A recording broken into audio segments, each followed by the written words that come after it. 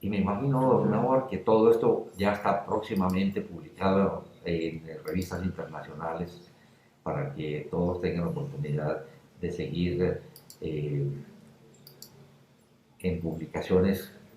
Sí, algunas de ellas se las voy a mostrar aquí durante la presentación. Bueno, estamos Entonces, ya listos. vamos a seguir. Muchas gracias por nos excusan esta demora, pero lo importante es que todos tengan la oportunidad de oír y de ver la presentación. Ahora adelante. Muchas gracias, Carlos. Vamos a situarnos en un método que es el que hemos tomado como punto de referencia, que es el monitoreo ambulatorio de presión de 24 horas. La virtud que tiene el mapa como método diagnóstico es que hoy por hoy es considerado en el mundo el método de referencia para hacer la evaluación y el diagnóstico de hipertensión arterial. Este es una diapositiva donde ustedes pueden ver de lo que se llama el US Task Force, es un documento muy importante que publican los Estados Unidos de Norteamérica, de cómo están los métodos diagnósticos dispuestos para las ayudas en general para todas las condiciones clínicas. Ellos se revisaron cuál era la utilidad que tenía el mapa y la automedición de la presión arterial frente a las mediciones en el consultorio y es muy superior en términos de predicción de eventos clínicos, tanto accidente cerebrovascular, infarto como muerte cardiovascular, en varios estudios que se revisaron. Entonces, hoy por hoy es el método de referencia por esa capacidad que tiene el método de trazar la condición de un paciente y digamos, predecir muy bien los eventos subsecuentes. Entonces, tenemos un método fuerte desde el punto de vista diagnóstico, no solamente para definir la presencia de la condición que estamos buscando, sino además es fuerte porque nos permite identificar el riesgo clínico subsecuente de estos pacientes. Voy a mostrarles inicialmente algunos ejemplos de cómo se utiliza el método y cómo lo vamos a ir optimizando para hacer de él realmente un método extraordinariamente útil para el diagnóstico final y la prescripción terapéutica de nuestros pacientes. Voy a mostrarles una mujer de 40 años, premenopáusica, quien hace su consulta anual de ginecología y el profesional encuentra que tiene 130/90 promedio la presión en el consultorio y en razón a que es primera vez que la encuentra hipertensa, decide ordenarle un estudio ambulatorio de presión de 24 horas, que está aquí en la forma gráfica. Lo más importante cuando se mira el mapa es mirar primero el perfil de presiones que la persona tiene. Ustedes pueden observar que se trata de una mujer que tiene una presión sistólica normal, pero tiene una presión diastólica elevada. De modo que vamos inicialmente a concentrarnos en analizar los pacientes que tienen presión diastólica elevada, porque este es un subgrupo de hipertensos que tiene unas características peculiares. ¿Qué más nos faltaría aquí para mirar este estudio? Aparte de tener la gráfica de las presiones de 24 horas, pues quisiéramos tener los valores absolutos. Aquí están los valores. Tiene un promedio de 24 horas de 122,86 y tiene un promedio diurno de 126,90. De nuevo, claramente es normal la presión sistólica, tanto en promedio de día como durante las 24 horas, pero tiene hipertensión diastólica. ¿Qué nos falta? Y a eso me quiero referir porque me parece de mucha importancia. Nos falta mirar un elemento central de la valoración del monitoreo de presión de 24 horas, que es la frecuencia cardíaca. Es muy difícil entender la hipertensión desde el punto de vista clínico sin analizar simultáneamente la frecuencia cardíaca al lado de las cifras de presión arterial. Observen que esta persona, mujer de 40 años, tiene francamente elevada la frecuencia cardíaca promedio. Miren que a lo largo del día valores a veces muy elevados, pero en general está por encima de 90, que es un punto de corte de taquicardia habitual, y igual en la noche tiene un descenso, pero no es tan sustancial. Entonces, creo que es importante reforzar el hecho de que además de estar hipertensa diastólica, tiene taquicardia. Es una forma de hipertensión diastólica con taquicardia. Si miramos los promedios de 24 horas, tiene una frecuencia cardíaca promedio de 95 latidos por minuto y diurno de 99 latidos por minuto, que corresponde, como he mencionado, a esa forma de hipertensión. Hay varias publicaciones recientes y se las quiero enfatizar porque son estudios de investigación muy profundos que nos muestran hechos clínicos muy importantes.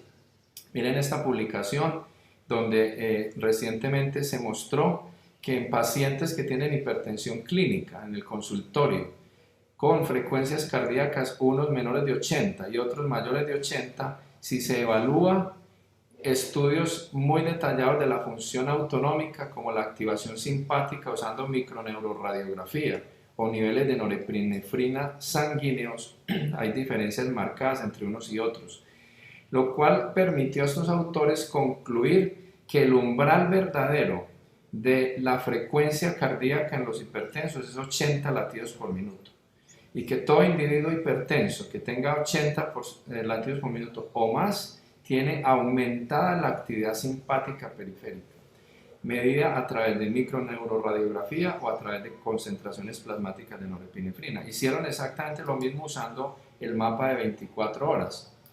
Y aquí están los valores usando el mapa de 24 horas. De nuevo, miren la separación tan nítida que hace entre un grupo y otro, lo cual hace claramente importante este hallazgo porque en el mapa de 24 horas, que es el que nosotros estamos utilizando en este momento en la discusión, nos va a mostrar que quien tenga más de 80 latidos por minuto tiene un aumento en la actividad simpática mediada por la respuesta del sistema nervioso autónomo. En el editorial correspondiente de este artículo, que es muy importante en lo que sería contribuciones recientes, pueden ver que básicamente los autores proponen separar los hipertensos en dos categorías, los que tienen frecuencias menores de 80 y los que tienen mayor o igual a 80, indicando que los que están con frecuencias menores de 80 tienen baja actividad simpática y menor riesgo cardiovascular. En cuanto a los otros, de más de 80 latidos por minuto, tienen mucha más actividad simpática, más riesgo y deben ser manejados o considerados para manejo con beta bloqueadores. Ese concepto es un concepto general, ahora lo vamos a detallar más explícitamente en algunos de los ejemplos que vamos a mostrar, pero me parece fundamental entenderlo y se los voy a ampliar un poco más.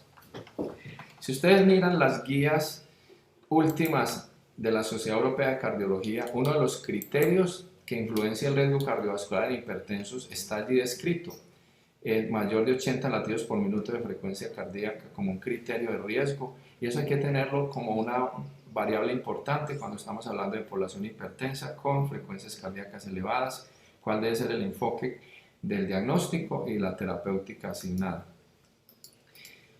Vamos a mirar un poco más en detalle este elemento, y porque es de gran importancia a la hora de hacer la consideración del análisis hemodinámico de los pacientes hipertensos. ¿Qué exactamente es la influencia que tiene la frecuencia cardíaca sobre la presión arterial diastólica? Quiero enfatizárselos en esos términos porque estamos hablando de la hipertensión diastólica en primera instancia. Para eso necesitamos mirar muy rápidamente la onda de pulso arterial. Ustedes ven acá un gráfico donde se muestra la onda de pulso arterial con sus dos valores clásicos que hoy medimos en los consultorios y en los mapas de la presión sistólica y diastólica. Les quiero detallar la onda porque tiene una importancia interesante para lo que voy a describirles. Esta es la onda, la porción sistólica ven que es más rápida y la porción diastólica consume más tiempo. Tanto así que se considera clásicamente que la sístole dura aproximadamente 1/3 y la diástole 2/3 del ciclo cardíaco. Sin embargo, cuando la diástole se alarga, pasan cosas. Y eso hay que tenerlo en cuenta porque cuando hablamos de pacientes con frecuencias bajas o frecuencias altas, quiere decir que la diástole o es más rápida o es más corta.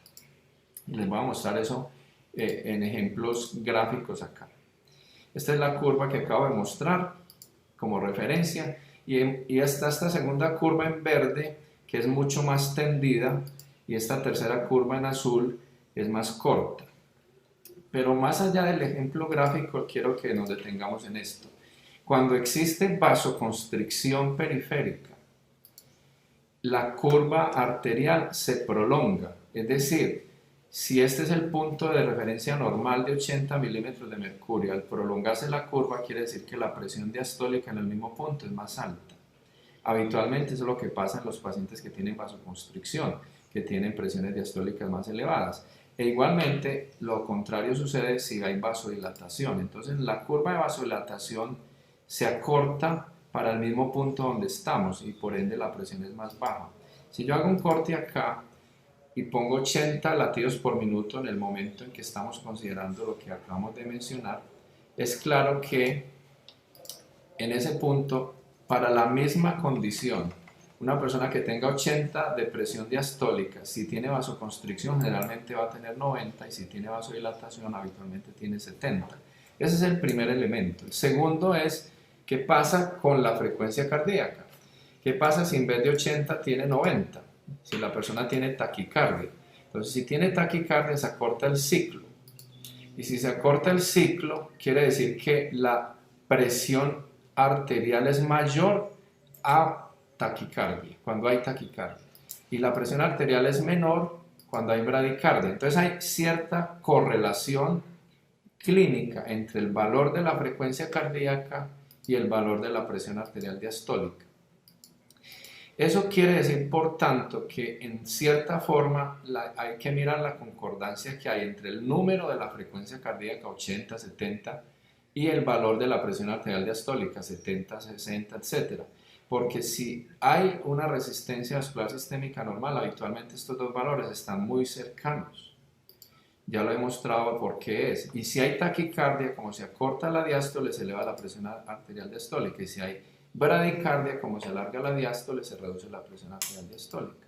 Esa relación es importante y esa relación siempre hay que mirarla y es muy necesario que lo tengamos muy presente a la hora de hacer el análisis de los pacientes. Voy a mostrarles el ejemplo que acabo de citarles, donde claramente este caso clínico tiene mucho más frecuencia cardíaca que presión arterial diastólica. Tiene 95 de media en la frecuencia, tiene 86 de media en la diastólica. Por ende, es un factor más importante el aumento en la frecuencia cardíaca y sus efectos, es decir, el aumento en la actividad simpática, el efecto que esto tiene sobre el corazón para elevar la presión arterial diastólica de este paciente. No es tanto la resistencia vascular sistémica. Y eso parecería muy obvio, pero fíjense que tiene una raíz fisiopatológica muy importante. Por ende, cuando hay más taquicardia que presión diastólica, es generalmente una hipertensión de origen cardiogénico. Y eso lo tenemos que recordar porque no es la elevación de la resistencia vascular sistémica el factor central en ese paciente. Voy a mirar con ustedes este otro caso. Miren que es una persona, una mujer de 52 años, donde las presiones arteriales muestran un promedio de 127/84, en 24 horas de nuevo tiene hipertensión diastólica, de día tiene 130/87, pero miren que la frecuencia cardíaca es normal. ¿Qué pasa en ese escenario? Entonces ya tenemos el segundo ejemplo donde ya no hay taquicardia. Cuando hacemos el mismo ejercicio que acabo de ilustrarles, nos damos cuenta que tiene más presión diastólica que valor de frecuencia cardíaca. Por ende, lo que está predominando es el componente vascular periférico.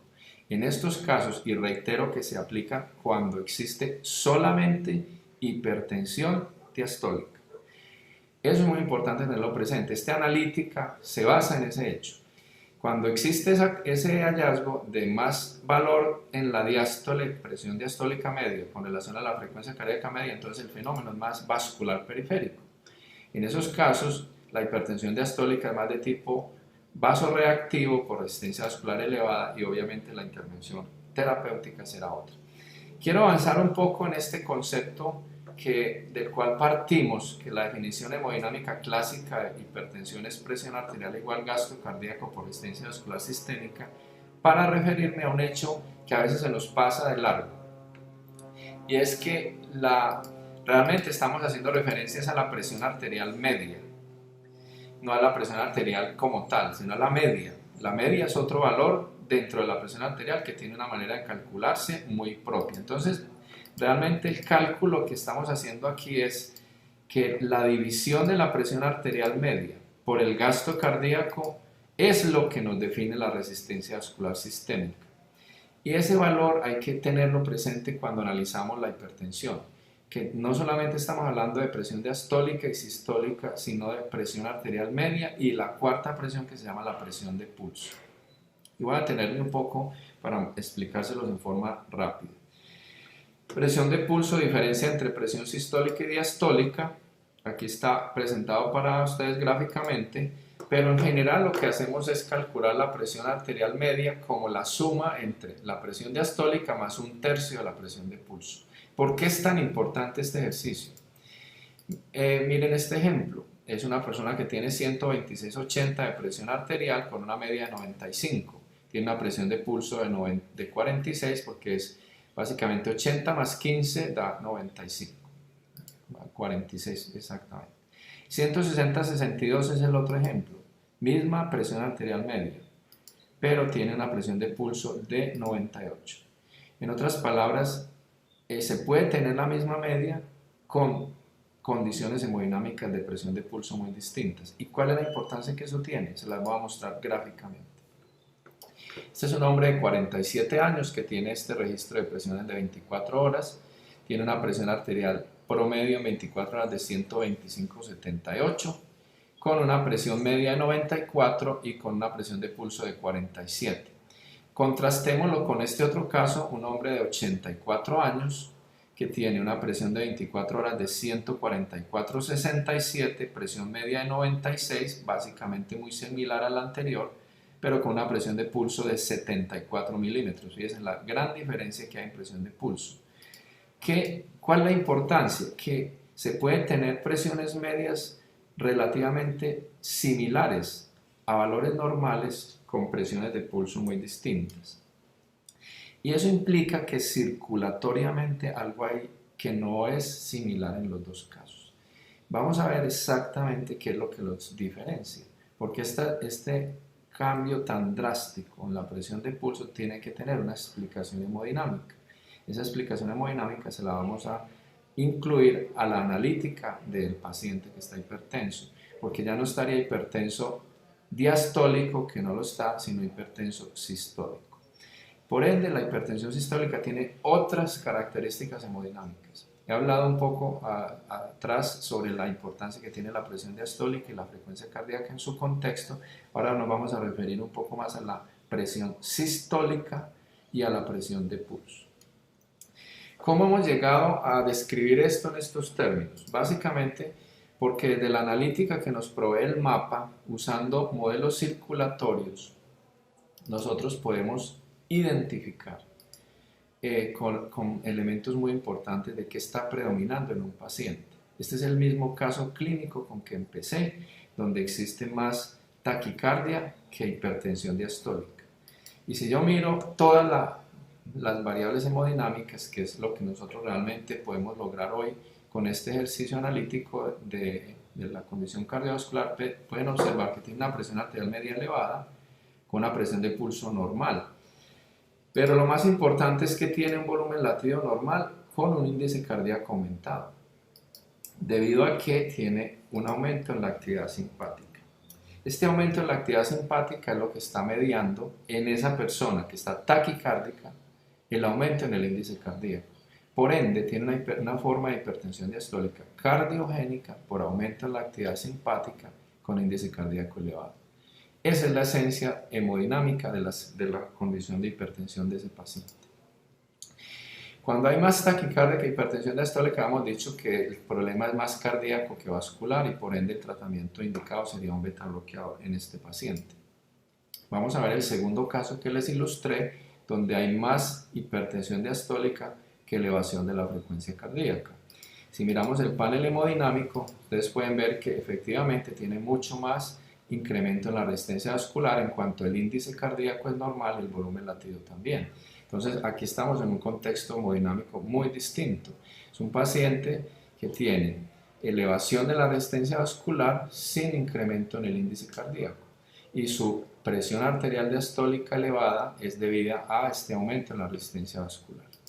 Por ende, cuando se da ese escenario donde hay más hipertensión diastólica que aumenta la frecuencia cardíaca, estamos en un contexto donde la resistencia vascular predomina y lo que se debe utilizar como manejo en esos pacientes son vasodilatadores, un ARA2 IECA o un calcioantagonista.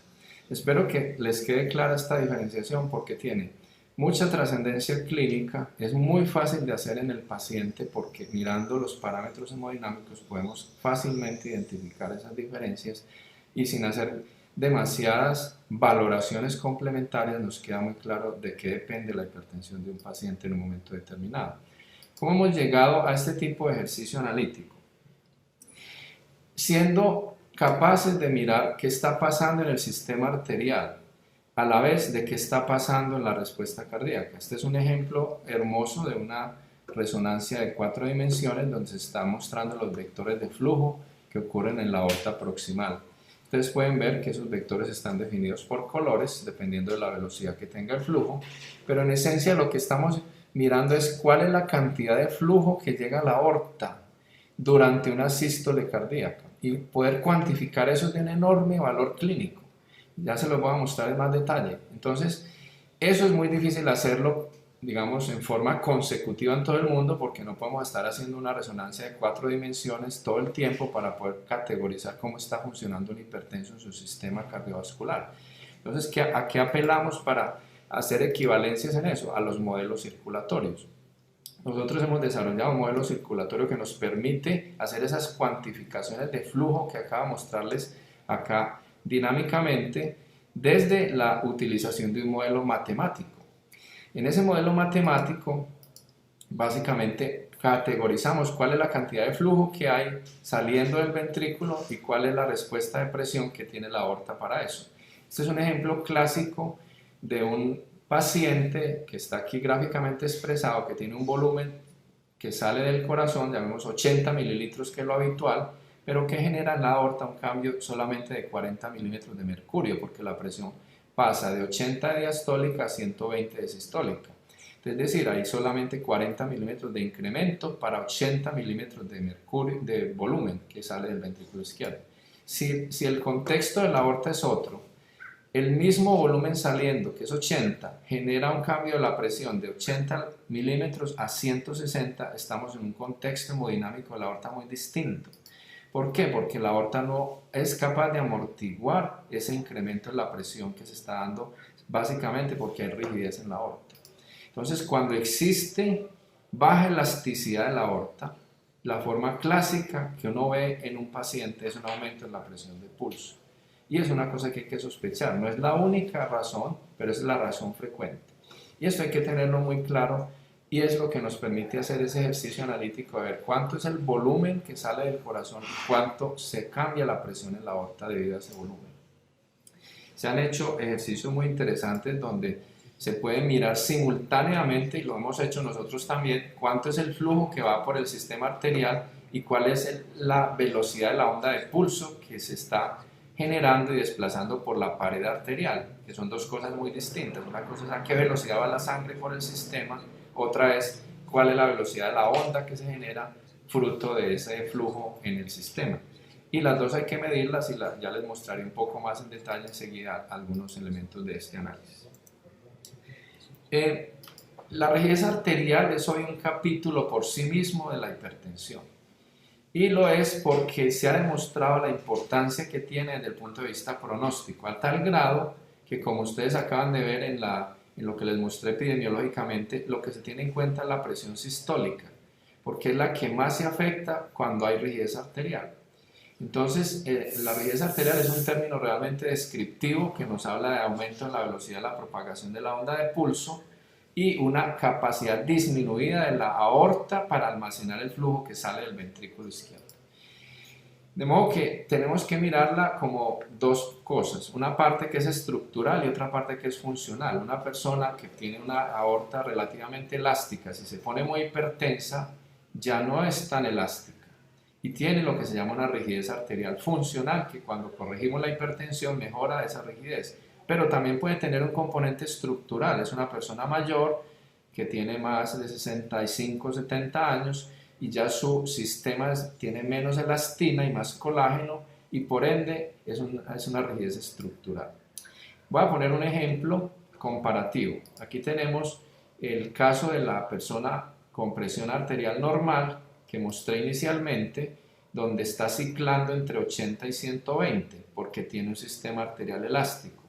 Cuando ese sistema lo analizamos sin ser elástico, mayor de 65-70 años, ya la presión arterial es 160-70, por ejemplo. Es decir, hay un aumento en la presión de pulso. Fíjense las diferencias tan sustanciales en el ciclo entre diástole y sístole.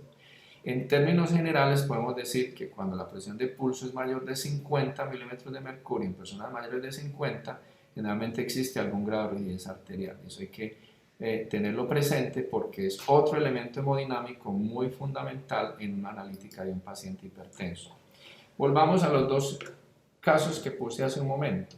Uno en el cual la presión de pulso es 47, que es normal, y otro en el cual la presión de pulso es 74, que está muy alta.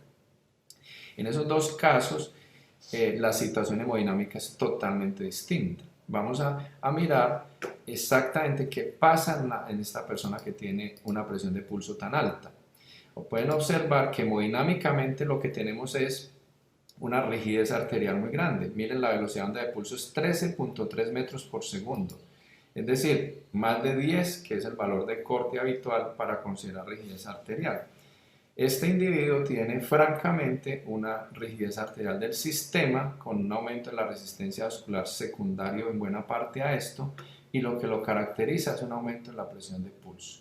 Miren que las demás variables están bien, no tiene alteración significativa en el sistema nervioso autónomo, ni en el varorreflejo, tampoco lo tiene en la función cardíaca, y por ende es un elemento estrictamente funcional del sistema arterial de grandes vasos, y hay que saberlo identificar dentro de la analítica hemodinámica de un paciente. Volvemos al ejemplo descrito.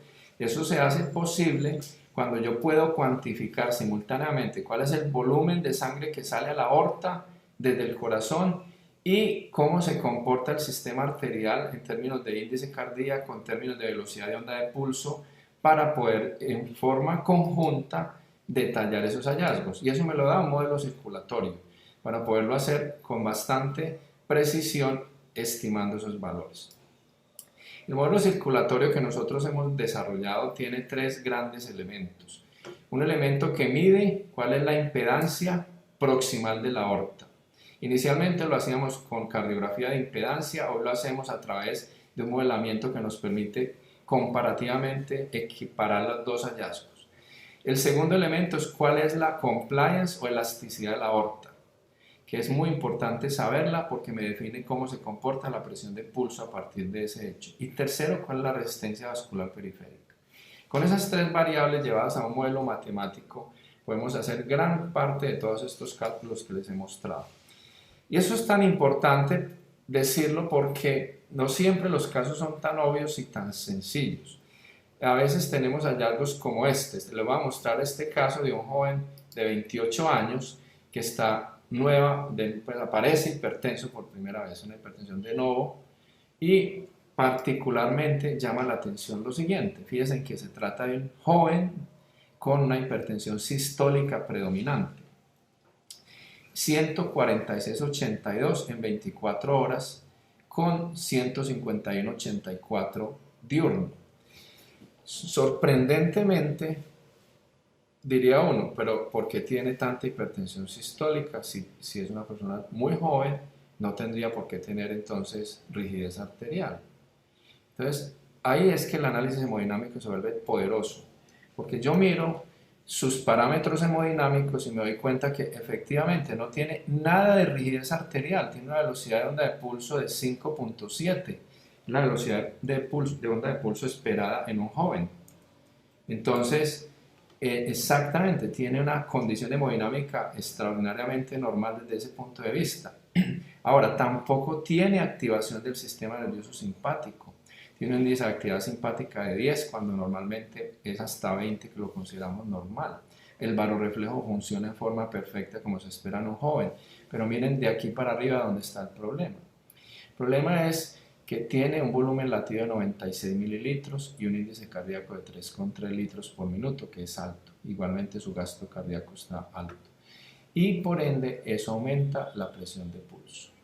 Ese hallazgo es un hallazgo exquisito que lo da básicamente el tener un análisis hemodinámico completo. Entonces yo sé que en este paciente el problema no es resistencia vascular sistémica, tampoco es de rigidez arterial, pero tampoco es de activación del sistema nervioso autónomo. Es completamente volumétrico. Y si yo no tengo este tipo de ejercicio, pues la prescripción va a ser más complicada, porque yo pensaría en darle algunas cosas para abatir el sistema nervioso autónomo o pensaría en disminuir de alguna otra manera el sistema cardiovascular, un vasodilatador que no va a funcionar muy bien. Este caso que les estoy ilustrando, a partir de lo que estamos viendo, se sugirió que se manejara con diuréticos. Y un poco atrevidamente decir eso porque se trata de un joven de 28 años que no tiene hiperactividad simpática, pero el clínico acató esa observación y se hizo un control a los 4 meses. Y este es el estado hemodinámico de ese paciente a los 4 meses. Fíjense que la presión ahora es 129,77, 132,80. El volumen latido sigue algo elevado, menos que antes, pero ya el índice cardíaco es normal y se normalizó mucho la presión de pulso que antes estaba bastante elevada. Entonces claramente respondió a una orientación terapéutica basada en el estado hemodinámico. Y eso realmente es una de las cosas potentes que este tipo de ejercicio analítico nos permite cuando miramos un paciente en forma global desde el punto de vista circulatorio. Entonces se trata de una forma de hipertensión que se llama volumétrica, de la cual vamos a hacer algún detalle ahora en la síntesis de esta presentación. Nos queda un último elemento que analizar cuando hablamos del análisis hemodinámico de la presión arterial y es cómo está funcionando el sistema de regulación desde el sistema nervioso central. Este es un componente fundamental que debe estar incluido en cualquier analítica de un paciente hipertenso. El barorreflejo y su respuesta circulatoria, como está presentándose. Solamente esquemático para que ustedes lo recuerden, este es un video corto donde se puede ver cómo en una presión normal el barorreflejo, cuando la presión se sube inmediatamente, los barorreflejos se activan en la aorta y en el arco aórtico y carotídeo y se activa una respuesta del tallo cerebral que es bradicardizante, baja la frecuencia cardíaca para disminuir la actividad cardíaca y ese componente que eleva la presión arterial. Pero además hay otro brazo de la respuesta del barorreflejo que va a la vasculatura y produce una disminución de la actividad simpática periférica y vasodilatación. Entonces, eso es muy importante entenderlo porque eso normaliza en general la presión arterial y en los hipertensos alguno de estos elementos puede estar comprometido. Una cosa que hemos analizado es exactamente eso, que es exactamente lo que está presente o no en esos pacientes. Entonces, la identificación de los fenotipos necesita de hecho poder mirar esos componentes todos juntos dentro de una clasificación. Hoy por hoy nosotros podemos diferenciar 5 grandes fenotipos hemodinámicos que podríamos llamar fenotipos intermedios antes de la condición final, pero que están ya presentes en la hipertensión de un individuo. Puede ser predominantemente renal, puede ser predominantemente cardíaca, puede ser predominantemente musculoesquelética y metabólica, más arteriolar o más relacionada con los grandes vasos.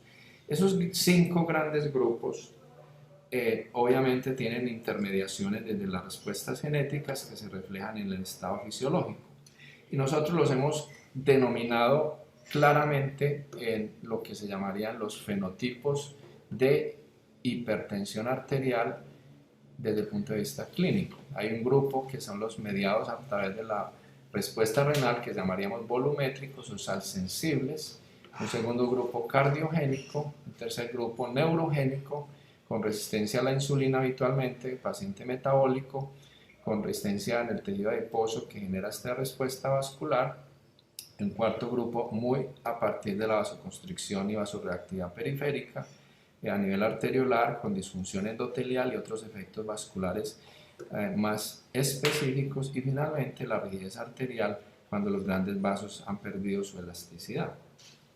Entonces, demasiado importante mirarlos a la luz de sus diferencias. Y creo que eso es una síntesis dentro de lo que he hablado hasta aquí que me parece importante hacerles. Aquí tengo presentado los 5 fenotipos: cardiogénico, neurogénico, de vasoconstricción, volumétrico y rigidez arterial.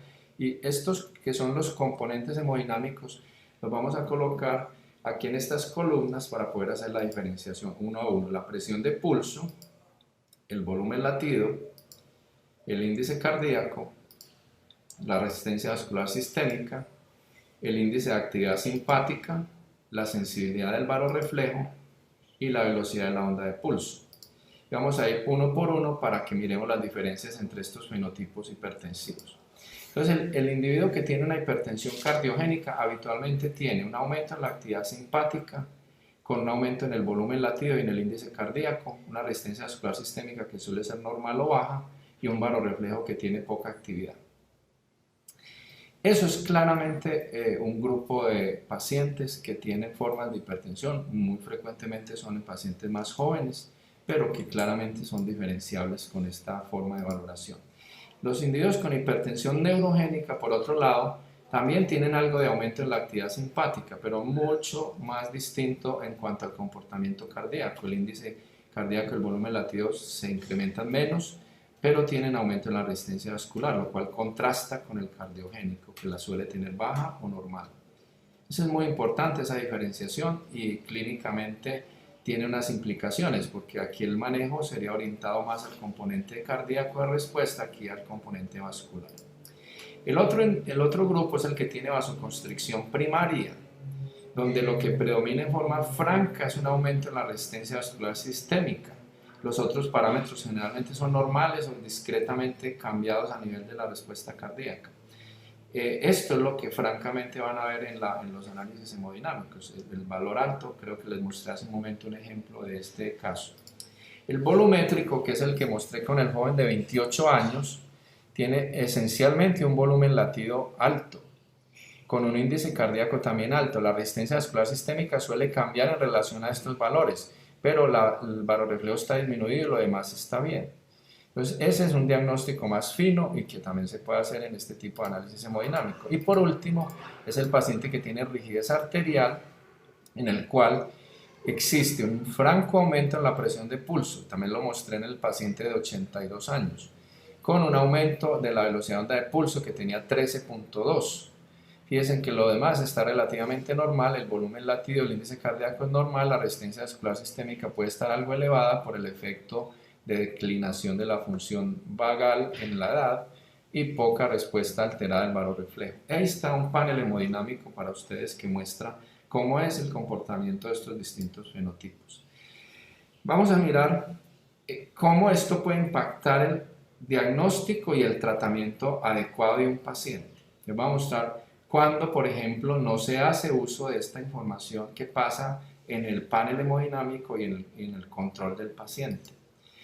Este es un ejemplo de una mujer de 60 años que tiene, como ustedes ven, hipertensión arterial sistólica sin hipertensión diastólica. Es decir, la presión diastólica es normal, la frecuencia cardíaca tiende a estar más alta, realmente tiene valores entre 80 y 90 frecuentes, o sea, es una forma de hipertensión con una frecuencia alta. Aquí están los valores promedios, tiene 134/74 en 24 horas y 83 de frecuencia cardíaca promedio en 24 horas. De día, 138/75 y 87 de frecuencia cardíaca. O sea, claramente es una hipertensión sistólica aislada. Y ahí entramos en un concepto que es importante, la hipertensión sistólica aislada. Tiene sus características hemodinámicas. De lo que les he mencionado hasta aquí, es claro que a esta edad lo más común es que exista algún grado de rigidez arterial, porque cuando se tiene más de esta edad y se tiene una presión de pulso alta, habitualmente hay cierto grado de rigidez arterial. Pero se trata de una persona con hipertensión sistólica aislada donde el análisis que hicimos al comienzo de la frecuencia cardíaca y la presión arterial media no aplica. Y eso es muy importante porque aquí el problema hemodinámico es otro. Vamos a ver exactamente cuál es. Fíjense que esta persona tiene una presión de media normal, pero tiene una presión de pulso alta, 60. No tiene incrementado el índice cardíaco en forma importante, el gasto cardíaco es 3,8 y este valor es porque es una persona delgada y el volumen latido es normal. Pero este parámetro está muy alto y eso es importante. ¿Por qué exactamente está hipertensa? Sencillamente porque su sistema arterial tiene un comportamiento distinto frente a la presencia de esta resistencia vascular sistémica que en presencia de cierto grado de disminución en la elasticidad aumenta la presión de pulso. Entonces, el manejo debe estar más orientado a la resistencia vascular que a otra cosa. Entonces, en estos casos, el motivo mayor es una reducción de la elasticidad arterial con un ligero incremento en la resistencia vascular y un beta bloqueador no funcionará. O sea, habíamos dicho que cuando se tiene más de 80 se preferiría utilizar un beta bloqueador, pero aquí no va a funcionar y se debe preferir un vasodilatador, básicamente. El clínico utilizó un beta bloqueador y lo hizo, digamos, con un ejercicio hemodinámico en el que si tenía la resistencia vascular iba a usar un beta bloqueador con un efecto vasodilatador. Vamos a ver qué pasó, porque eso es muy importante. Este es el segundo estudio a los 3 meses después del inicio del tratamiento. La paciente volvió con una presión sistólica más alta. Piensen que ya está en 146, sigue con la presión diastólica normal, ya la frecuencia cardíaca bajó como resultado del manejo beta bloqueador, pero su sistema arterial se desconfiguró completamente. La presión de pulso era 60, ahora es 70. El índice cardíaco bajó, pero la resistencia vascular subió, esto por el efecto beta bloqueador, y lo que hizo fue aumentar más la resistencia vascular. Y la velocidad de pulso sigue en valores más o menos adecuados. Entonces, si ustedes comparan los dos estudios, el inicial, donde teníamos un aumento en la presión de pulso con una resistencia vascular ligeramente elevada, y no era el factor hemodinámico problema, la frecuencia cardíaca, sino en ese caso, lo que se logró fue básicamente alterar esa hemodinamia de ese paciente, se empeoró la presión de pulso, subió la presión arterial media, se aumentó la resistencia vascular sistémica y no se obtuvo un beneficio que era lo que se estaba buscando con el manejo beta bloqueador. Entonces ahí hubo una elección equívoca del medicamento a partir del estado hemodinámico que alteró aún más la condición hemodinámica de esta paciente. Entonces han visto en las guías frecuentemente referidas que en pacientes por encima de los 70 o 65 años los beta bloqueadores no son una buena indicación con ciertas especificaciones. La especificación uno la puede hacer muy bien cuando usa un análisis hemodinámico. La última parte, me quiero referir a algunas cosas que han sucedido desde el punto de vista de las publicaciones recientes. Es muy especial ver cómo un análisis hemodinámico nos está ayudando a entender algunas patologías que han sido tradicionalmente más olvidadas. La hipertensión gestacional, por ejemplo. Este es un estudio recientemente aparecido en Hypertension, donde haciendo estudio hemodinámico en pacientes gestantes, se pudo clarificar quiénes estaban en más riesgo de presentar preeclampsia. Y básicamente lo que se demostró es que aquellas gestantes en quienes existía más activación simpática con resistencias vasculares altas, tenían más frecuentemente hasta 2 y 3 veces más presencia de preeclampsia. Y por ende se concluye que un análisis hemodinámico comparativo durante la gestación puede predecir a aquellas mujeres que tienen más riesgo de tener una preeclampsia. Y en quienes en la fase temprana de la gestación se presenta una disminución del índice cardíaco o el gasto cardíaco con una resistencia vascular alta, tienen hasta 3 veces más presencia de preeclampsia y eclampsia al final de su embarazo. Entonces fíjense que estamos llegando a un punto importante donde algunas de estas categorizaciones que son muy fundamentales dentro de cómo funciona el sistema arterial, el sistema cardiovascular en general, en una persona son llevados a entender una patología que ha sido clásicamente difícil de clasificar y entender, pero desde el punto de vista hemodinámico estamos avanzando en ello. ¿Cómo se espera que estos métodos avancen a la era digital? Hoy estamos en la 4ª revolución industrial y el uso de la monitorización fuera del consultorio cada vez va a ser más común. El paciente midiéndose su presión en casa o el uso de métodos ambulatorios como el mapa cada vez será más común, o el desarrollo de sensores como en el que estamos nosotros trabajando. Es muy importante entenderlo desde lo que hoy estamos haciendo. Entonces, les quiero mostrar rápidamente qué pasa en ese sentido. Recientemente, Kario, que es un investigador japonés, mostró cómo la evolución del mapa puede llevarnos a entender mucho más usando tecnología de información y comunicaciones al paciente desde su entorno habitual, desde su hogar, hasta poder, por ejemplo, diagnosticar la presencia de fibrilación auricular usando el mapa, hasta diagnosticar exactamente cuál es el estado de la aorta en ese paciente, usando actigrafía, que es activación y digamos nivel de actividad física durante el día, a entender mucho más la velocidad de pulso en relación a la actividad física en forma continua. Y desde esa información nosotros podemos hacer una intervención mucho más dirigida al paciente por fuera de las visitas clínicas, por fuera de venir a una cita clínica. Entonces se está avanzando en eso, además de toda la cantidad de sensores nuevos que cada vez se hacen, donde se va a incluir la presión arterial dentro de las valoraciones que se tenga de un paciente. De hecho, nosotros estamos actualmente en un proyecto para desarrollar uno de estos dispositivos que mida la presión arterial en forma continua. Nos va a poder permitir entender las tres formas de hipertensión enmascarada existentes. La hipertensión enmascarada es difícil de desenmascarar, por decirlo así, en su forma de presentación, porque en el consultorio la presión es normal, pero cuando miramos al paciente por fuera del consultorio, la presión está alta. Y hay tres formas de hipertensión enmascarada, la que es de hipertensión matutina, la del día solamente y la nocturna.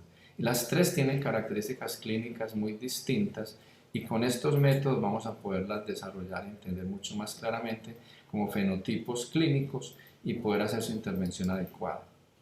Un último elemento que nos van a permitir estas tecnologías es ser capaces de llevar al paciente el cuidado de su problema de diagnóstico de hipertensión y su terapéutica.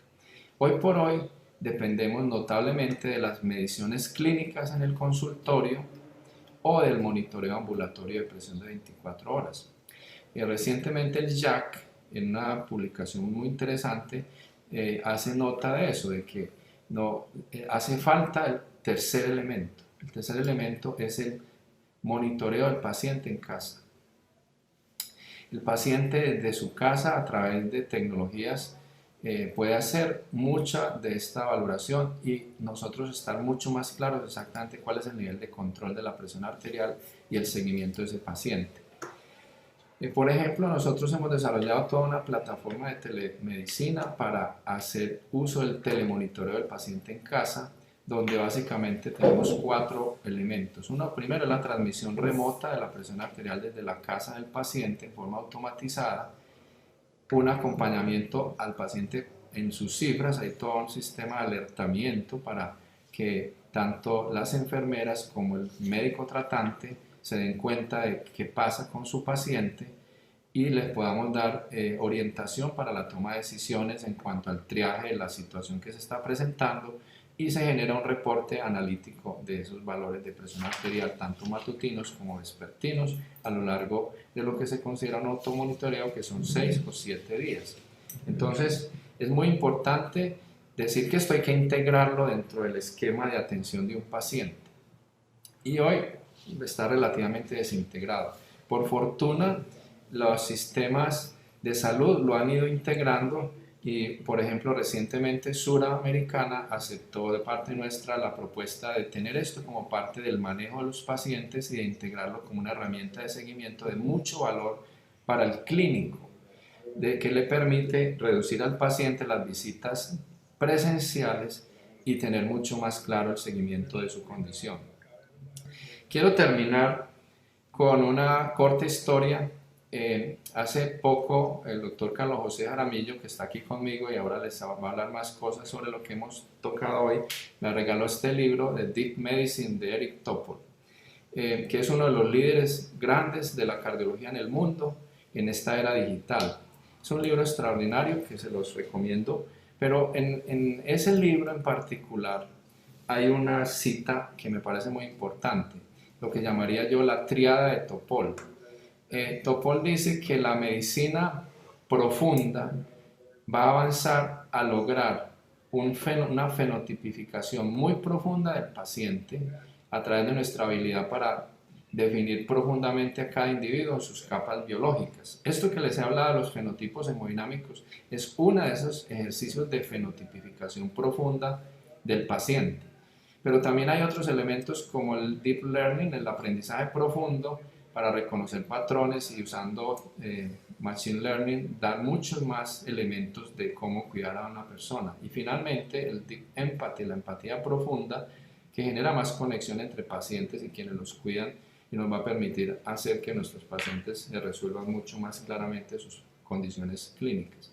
Espero haberles ilustrado en estos minutos de cuál es el estado del monitoreo hemodinámico del paciente y la importancia que esto tiene, de la forma como se puede integrar un ejercicio analítico desde el monitoreo de presión de 24 horas y las grandes contribuciones que esto da para una terapéutica específica al paciente, para poder diferenciar y hacer un ejercicio de medicina de precisión donde los fenotipos hemodinámicos y el tratamiento personalizado de la hipertensión sean una realidad. El mundo y la medicina estamos caminando hacia allá, hacia lograr un diagnóstico exacto, confiable de nuestros pacientes y una categorización de cuál es el mejor tratamiento que le debemos dar a nuestros pacientes a partir de ese diagnóstico preciso, que es lo que requerimos en muchas patologías, y la hipertensión como ejemplo que se los he mostrado, cada vez nos estamos acercando a ese punto. Les agradezco mucho este espacio y que me hayan escuchado en estos minutos. Vamos a terminar aquí para dar un tiempo a las preguntas que ustedes puedan tener desde su lado. Dejo la palabra al doctor Carlos José Jaramillo, quien va a moderar esta parte y va a hacer todas las intervenciones respectivas de este momento. Fantástico, Dainova. Recordarles a todos, amigos, que de pronto tienen disponible el micrófono y se ha dado alguna interrupción en la conferencia, que mientras estemos conversando tengan el micrófono cerrado, por favor. Dainova, hay un montón de preguntas, ¿sabes? La primera la hace el doctor Juan Fernando Calle. ¿Cambiarán las guías con el mapa?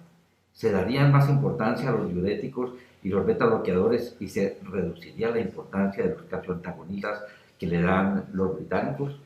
En este sentido, gracias Juan Fernando por la pregunta. Esa es una pregunta que siempre nos hacemos a la luz de lo que va apareciendo con este tipo de analítica. Sin duda va a ocurrir en hipertensión una cosa que ha pasado con otras patologías, como fue la falla cardíaca, por ejemplo, y es que los betabloqueadores van a resurgir otra vez como terapéutica en razón a que estamos entendiendo mejor el sistema nervioso autónomo, cómo se comportan los hipertensos y la importancia que eso tiene. Como les mencioné, hay unos artículos recientes que de nuevo enfatizan el valor que estos medicamentos van a tener y que hacen mucho más claro en quiénes son y en quiénes no son útiles. Entonces sí va a haber una modificación de este uso en las guías en los años que vienen.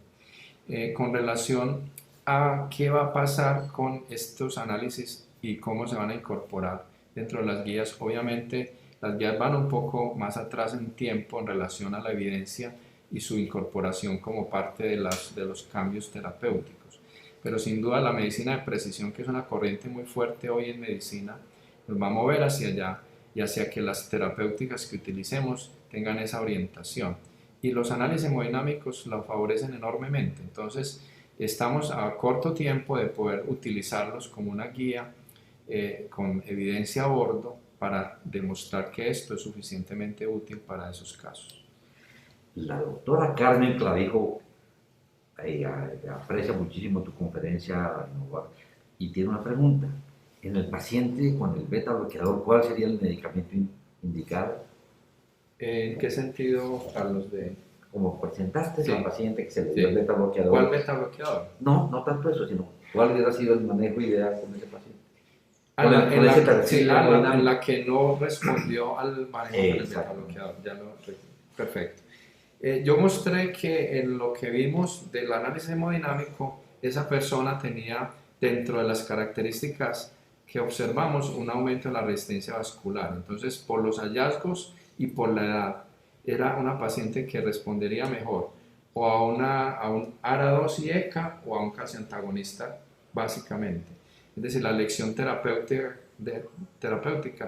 es más clara si se utiliza un vasodilatador que si se utiliza un beta bloqueador. Y eso había sido básicamente la recomendación. El doctor Jairo Saavedra te pregunta lo siguiente. ¿Este análisis de la presión arterial se ve comprometido cuando el paciente ya ha iniciado un manejo farmacológico? De ser así, ¿qué propuestas hay para analizar los pacientes con hipertensión de difícil manejo, quienes probablemente se beneficiarían de este tipo de análisis? Eso, el análisis hemodinámico es mucho mejor cuando hay tratamiento farmacológico a bordo, porque muestra qué de los efectos farmacológicos se están dando y qué no. Justamente para el paciente con hipertensión de difícil control es donde más utilidad tiene el análisis hemodinámico. Si ustedes, no sé si lo recuerdan, pero se lo recapitulo, en los años 1990 y después a comienzos del 2000 hubo varias publicaciones usando los análisis hemodinámicos, en ese momento con cardioimpedancia, para diferenciar formas de hipertensión resistente.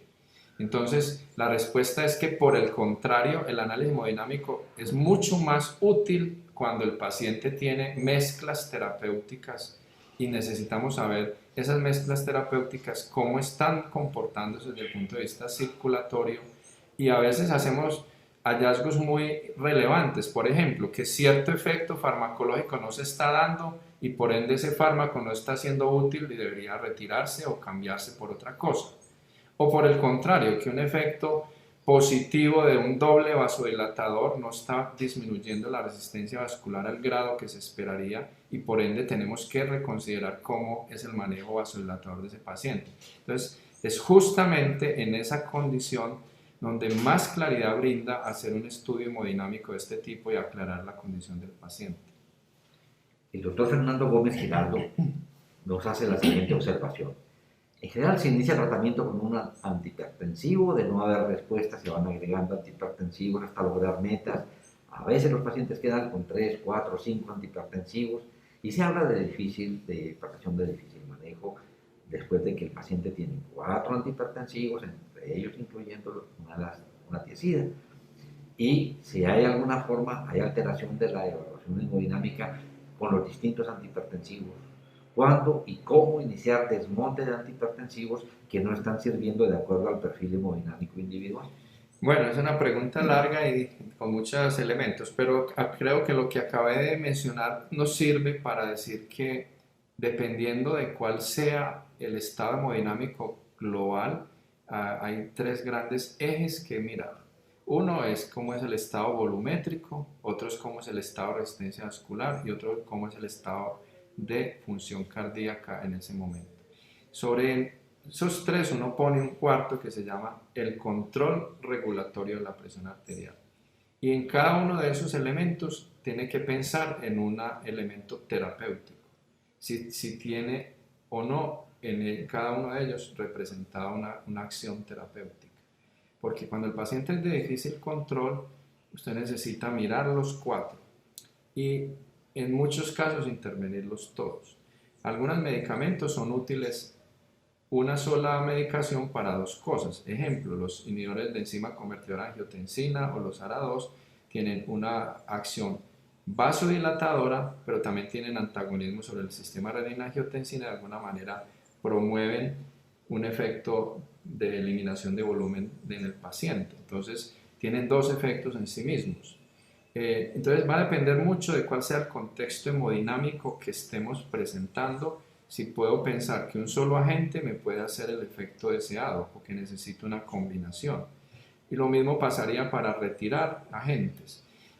Como mencioné, hay observaciones en el estado hemodinámico que me indican este medicamento no está siendo útil y por el contrario está deteriorando el estado hemodinámico del paciente y sería preferible retirarlo. Entonces, es un análisis integral lo que da esas posibilidades. Bueno, el doctor Jairo González nos dice, hemos utilizado con éxito la aplicación de SICOR unido al mapa. La pregunta es si es comparable lo encontrado con la aplicación frente a los análisis hemodinámicos realizados en el consultorio. Y creo de una vez que sería interesante contarles la propuesta que tiene SICOR para todos ustedes, para todos los que solicitan el estudio en SICOR, de poder consultar directamente la información de sus pacientes. Después contar cuál es la propuesta. Sí, Jairo, una primera comentario, muchas gracias por la pregunta, es nosotros desarrollamos una aplicación para el celular donde se puede hacer digamos, una primera analítica basada en la VOP, que es la velocidad de pulso, la resistencia vascular sistémica, el gasto y el índice. Son datos todavía limitados. El análisis del panel hemodinámico que les he mostrado, la mayor parte de lo que les presenté, contiene muchos más elementos analíticos, lo cual nos da más versatilidad para poder decir exactamente qué está pasando. Entonces, por ejemplo, todo el análisis de regulación del sistema nervioso autónomo no está en la aplicación y eso es muy importante para poder entender globalmente la situación. Nosotros, y eso creo que es una cosa importante que se los mencione, como dice Carlos José, hemos desarrollado una nueva versión, no tanto de la aplicación, sino de un acceso a mirar todo este panel analítico que he mostrado hoy en la charla, donde utilizando un login y un password que les podemos generar a partir de la identificación de ustedes y el correo, puedan acceder y mirar estudios ya con todos los elementos analíticos. Y creo que eso será de gran utilidad para que ustedes puedan orientar en sus pacientes que hacen los estudios con este panel analítico al frente, ustedes puedan compararlos, puedan diferenciarlos y puedan hacerle la trazabilidad. Mucho de lo que mostré es la posibilidad de hacer trazabilidad en el tiempo de cómo una respuesta terapéutica ocurre o no ocurre, o cómo ocurre en forma adversa. Pero sin tener un panel hemodinámico y un seguimiento en el tiempo, difícilmente podríamos hacerlo. Y eso, pues, por un lado, es un beneficio enorme de poder tener hoy más de 23.000 pacientes en nuestro sistema de información para hacer esas analíticas. Y eso nos ha dado una enorme capacidad de ponerlo, digamos, al servicio de quienes lo necesitan, que son los médicos y los pacientes. Y les vamos a dar un acceso para que puedan utilizarlo ustedes directamente desde su celular o desde el computador. El doctor Juan Diego Montejo, profe de ANOVA, hay apps nuevas que nos den información de la hemodinámica del paciente utilizando los datos basales del mapa. ¿Qué tan confiables son o definitivamente tenemos que hacer medición hemodinámica directa con los nuevos dispositivos? Pues yo busqué mostrarles que hay cierta parte del ejercicio diagnóstico que se puede hacer sin mucha elaboración si uno entiende la fisiología del proceso hipertensivo. En la primera parte, en lo que mostré, por ejemplo, en hipertensión diastólica, ilustré cómo es de importante insertar la frecuencia cardíaca en el análisis. También mostré cómo la comparación entre el valor diastólico y la frecuencia cardíaca me permite pensar en resistencia vascular o en gasto cardíaco como causa. Y eso tiene un respaldo hemodinámico muy claro cuando uno hace las mediciones directas. Entonces, creo que eso es una guía que se puede usar en el consultorio. Nosotros estamos trabajando en esta última parte en desarrollar un algoritmo supremamente versátil para que el clínico durante su valoración en el consultorio pueda sacar esos valores en forma inmediata.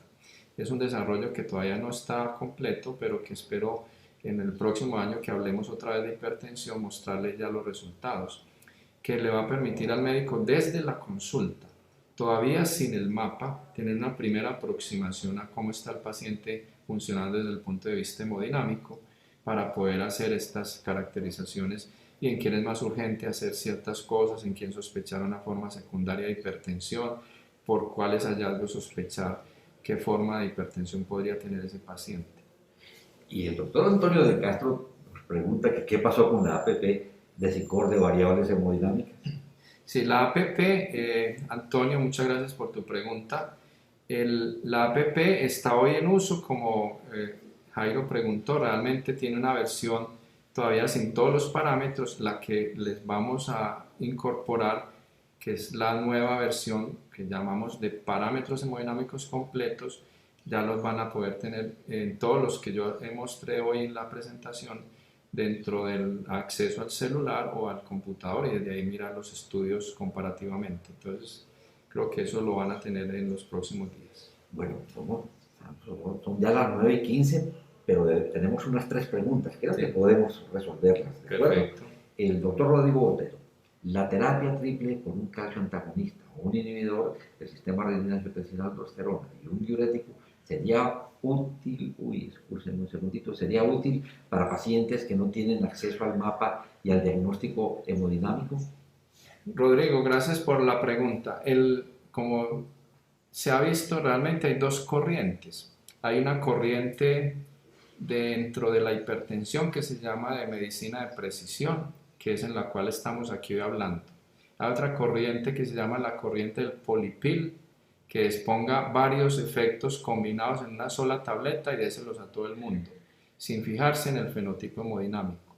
Es un concepto más epidemiológico para comunidades donde no se tiene acceso a hacer, digamos, una valoración y detallar los hallazgos en un paciente. Siempre, en nuestra medicina ha existido esas dos corrientes, la corriente que busca entender el fenómeno en forma individualizada o simplemente manejarlo a nivel poblacional como un detalle epidemiológico. Entonces yo creo que esa combinación triple, si yo no tengo interés o no puedo tener una posibilidad de análisis hemodinámico, es perfectamente viable para el control de la hipertensión, y muchos, digamos, en la Sociedad Internacional de Hipertensión lo promueven como que la polipil es muy importante para poder tener mejor control de la hipertensión en el mundo. Por el otro lado viene la corriente de medicina de precisión, donde lo que queremos es saber exactamente qué está ocurriendo en un paciente y darle una prescripción dirigida a su problema, como lo han hecho otras patologías como el cáncer y otras enfermedades, donde caracterizar muy bien la condición de fondo permite mucha exactitud terapéutica. Este es un ejercicio de exactitud terapéutica, entendiendo los fenotipos que el paciente tiene. El doctor Juan Diego Montejo, desde el punto de vista hemodinámico, será mejor ir migrando exclusivamente a medicamentos de vida media larga e ir abandonando medicamentos de vida media corta, por ejemplo, el losartán, metoprolol tartrato, etcétera, que con frecuencia vemos los utilizan una vez al día y probablemente es mayor el daño que hace esta conducta que el real beneficio. ¿Qué opina el profe? Sí, estoy de acuerdo. Yo creo que en la medida en que entendemos la hemodinámica, sabemos que lo que hay que darle es algo que funcione a lo largo de las 24 horas en la forma que esperamos. Y las medicinas así con efecto corto lo que hacen es interrumpir ese ciclo, dañar la variabilidad de la presión y otros fenómenos que son importantes en esos pacientes. Y finalmente el doctor Richard dice: doctor, muchas gracias por su excelente charla. ¿Tendría algún uso para manejo de hipertensión enmascarada el uso de medicamentos de corta duración como cronoterapia? ¿Se observaría algún efecto rebote de la presión arterial al finalizar el efecto de estos medicamentos, o se preferiría un medicamento de larga duración? Bueno, esa pregunta, Richard, es fantástica. La cronoterapia es un capítulo abierto de la hipertensión. Hoy por hoy un poco más claro sobre las formas de hipertensión nocturna y el tratamiento que requiere la hipertensión nocturna, que es una de las formas de hipertensión enmascarada. Nos falta entender las otras. El paciente que tiene hipertensión matutina, recuerden que los eventos coronarios y otros eventos clínicos cardiovasculares, accidentes cerebrovasculares, son frecuentes en las mañanas y se han asociado con la elevación matutina de la presión arterial. ¿Cómo controlar esa elevación matutina, el morning surge que se describe en la literatura anglosajona? Es muy importante. ¿Cómo llegar a que ese elemento aislado, que es la elevación matutina, lo podamos controlar con cronoterapia? Eso es un capítulo abierto, todavía no tenemos esa claridad. Las medicinas que usamos no tienen el poder en la forma habitual que las utilizamos, pero seguramente si cambiamos esa estructura de prescripción y entendemos mejor. Todavía no tenemos esa claridad y seguramente en los años que siguen la vamos a lograr. No, muchas gracias a todos ustedes por acompañarnos. Finalmente, recuerden, este libro editado hace un par de años, ya no tenemos más ejemplares de forma física, pero el que quiera tener este libro nos escribe que se lo enviamos en formato de PDF. ¿Quieres redondear? No, muchas gracias. Despedirte? No, les agradezco mucho a todos, ha sido un gusto y un honor para mí que muchos de mis colegas, compañeros y amigos estén aquí asistiendo a esta reunión. Espero haber sido claro en los conceptos y mostrarles que este es un nuevo camino en el cual se pueden lograr muchos avances importantes en entender esta patología que, como empecé diciendo, es hoy de enorme importancia por las implicaciones en cuanto a discapacidad que tiene en el mundo, conocidas por todos, y que tenemos que mejorar su opción de tratarla mucho mejor que lo que habíamos logrado hasta aquí. Muchas gracias a todos. Carlos José, muchas gracias por tu acompañamiento. A todos ustedes. Feliz día para todos. Cuídense.